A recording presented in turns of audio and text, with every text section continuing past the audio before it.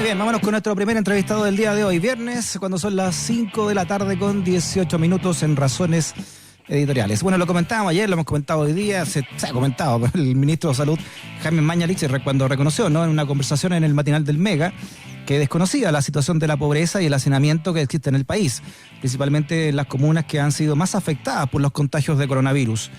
La Moneda tuvo que salir al paso de estas declaraciones y fue la vocera Carla Rubilar quien aclaró que el gobierno del presidente Sebastián Piñera siempre ha tenido claras las desigualdades. Bueno, queremos conversar sobre este tema con el director de la Escuela de Psicología de la USACH y quien fuera también ministro de Desarrollo Social, con Marcos Barraza. ¿Cómo está, Marco? Bienvenido a Razones Editoriales. Hola, bien, muchas gracias, un gusto saludarte. Oye, te llamamos, Marcos, en tu calidad de ministro de Desarrollo Social, ¿no? Primero, entender qué significa, ¿no?, esta cartera que hoy día está a cargo del ministro Sichel. Bueno, es el espacio, podríamos decir, privilegiado para desplegar políticas públicas que combatan tanto la desigualdad como la pobreza. Es una cartera, es un ministerio que es heredero del Ministerio de Planificación Social. Cuenta con una institucionalidad y servicios que le permiten tener presencia en todas las regiones, provincias, sino comunas del país, y en consecuencia cuenta además con el instrumental técnico, con los profesionales, las profesionales capacitados que en rigor podrían desplegar una política pública mucho más efectiva a propósito de la crisis social y económica. Sin ir mucho más allá, el sistema intersectorial de protección social está alojado en términos de ley en el Ministerio de Desarrollo Social, y ciertamente que si hubiese una voluntad por parte del gobierno y un entendimiento sobre la magnitud de la desigualdad o una sensibilidad, porque yo creo que saben, si el punto es qué tan sensibles son respecto de las carencias y las brechas sociales que existen en el país. Y a propósito del comentario inicial que tú hacías, es evidente o queda muy claro por qué fracasa la política preventiva en materia de COVID-19 y la explosión de contagios. Si no existe conciencia o si se quiere sensibilidad respecto a las manifestaciones de desigualdad social existentes en el país, al hacinamiento, a la deficiente habitabilidad, o que la mayoría de la población complementa salarios formales con informales, y en consecuencia están obligados a estar en la calle si no tienen ingresos por parte del Estado, ciertamente que la política está llamada a que no prospere en términos de una protección integral. Y es grave lo que ha dicho el ministro, porque significa que el ministro sostuvo una política pública sobre la base de un desconocimiento de lo que es la realidad nacional. O sea, además de ciego en cuanto a cifras, entonces estaría como sordomudo, ¿no? Ciego, sordo y mudo frente a la pandemia. Yo creo que el gobierno ha actuado con falta de oportunidad, con rezago, con medidas erráticas. Hace unas semanas, la misma radio de la Universidad de Santiago de Chile me entrevistó a propósito del concepto de asintomáticos sociales, que comenzó a ser desplegado por algunos profesionales afines al gobierno, tratando de explicar el incremento de los casos de contagio a propósito de conductas anómicas. Y yo creo que a la inversa, si hay algo que caracteriza a la sociedad chilena, y voy a poner un ejemplo bien ilustrativo, el 92 en Chile hubo un brote de cólera, como en otros países de Latinoamérica, se contuvo rápidamente a propósito de la alta disciplina que despliega la población y que confía en sus autoridades políticas y sanitarias más allá de su signo político. Si el ministro de Salud, si el presidente, si la subsecretaria de Salud estaba invitando a la gente a tomar cafecitos en la vía pública, si el alcalde Lavín estaba abriendo mall, la señal es que el país estaba en una situación de normalidad o restablecimiento de la habitualidad. Y la gente es sensible a aquello.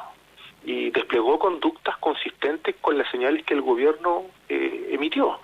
Entonces, esta pandemia tiene efectos devastadores en el plano sanitario, con vidas humanas. Las familias se están enfrentando a la muerte y eso es perturbador emocionalmente hablando, pero también se están enfrentando al hambre y a la necesidad. Está difundiéndose en las redes un catastro de ollas comunes que es amplio a nivel nacional y que da cuenta de que las familias están teniendo privaciones severas y el gobierno no está actuando con la diligencia ni con las políticas públicas efectivas que aborden esta realidad que es altamente desigual. Marcos, cuando hablamos de pobreza en Chile, ¿cuáles son las cifras realmente que se conocen de ella? Por ejemplo, niveles de hacinamiento, niveles de escolaridad, ingresos medios. Las cifras, Chile al inicio de la transición política tenía bolsones de pobreza abultadísimos, del orden del 40%. Desde la transición hasta el 2015 fue disminuyendo sustantivamente, y pongo el 2015 porque el 2015 se actualizó la medición por pobreza por ingresos. Hasta esa fecha se medía con parámetros de consumo del año 88. Ha habido una disminución sustantiva en términos de pobreza por ingresos, mejorando o haciendo más exigente el estándar de medición.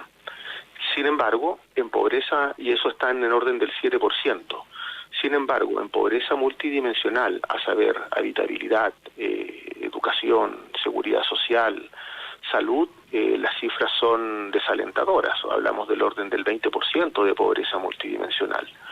Y si uno mira dónde han ocurrido los principales estallidos en materia de COVID-19, por ejemplo, en el bosque, donde se empina más allá arriba del 20%.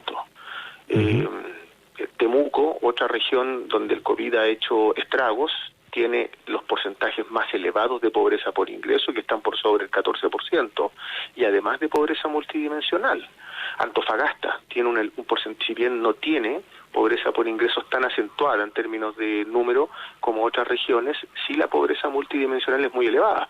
Y ojo que Antofagasta, durante el primer gobierno del presidente Piñera, se construyeron 80 viviendas y el hacinamiento y los campamentos prevalecen. Entonces, ciertamente que medir la realidad nacional por pobreza a estas alturas no es suficiente. La pobreza es la expresión más aguda de la desigualdad.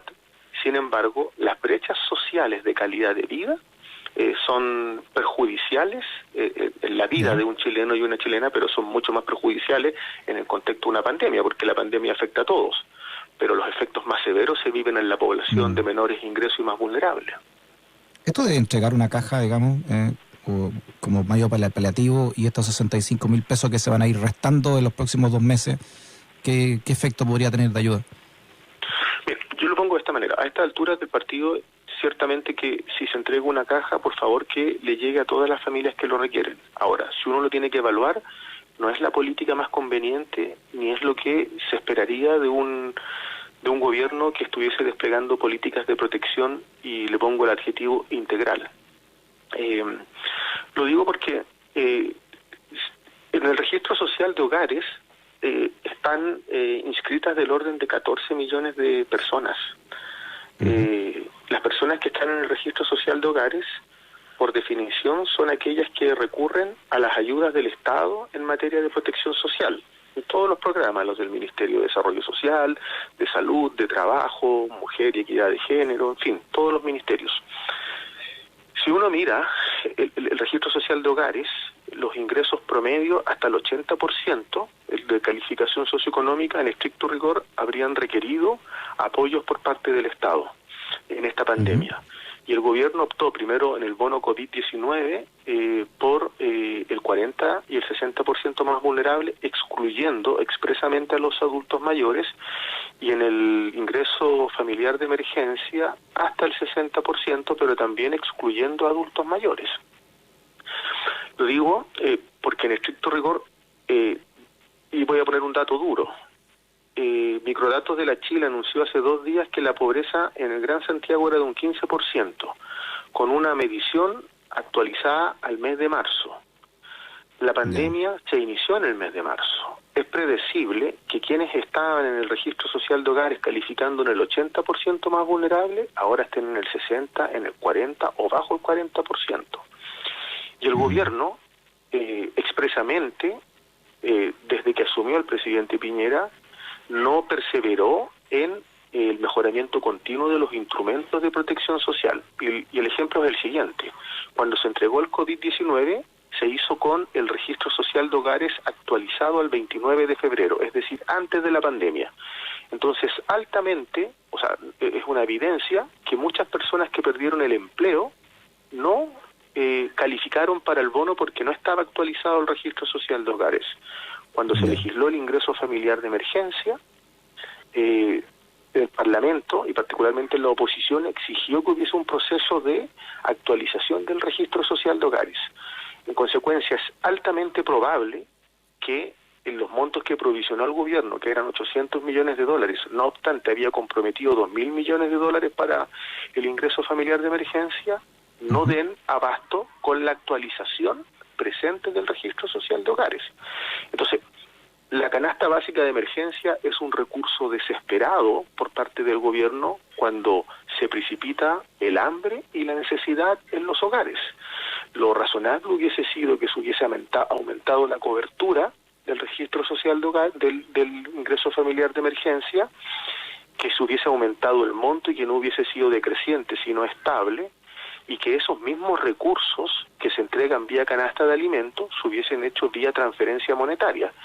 Y agrego una razón que es muy relevante. El 30% de las familias consumen con productos que compran a diario en los almacenes de barrio, porque tienen pocos ingresos, no en el supermercado. Si se hubiese aumentado la transferencia monetaria, estaríamos además promoviendo, cultivando economía en los barrios, que es lo que se requiere en el presente. Perfecto. Ahí está Marcos Barraza, director de la Escuela de Psicología de la USACH, también fue ministro de Desarrollo Social. Marcos, muchas gracias por tu entrevista, un abrazo grande a la distancia. Gracias a ti, que estén muy bien y saludos a todas y a todos. Igual, chao.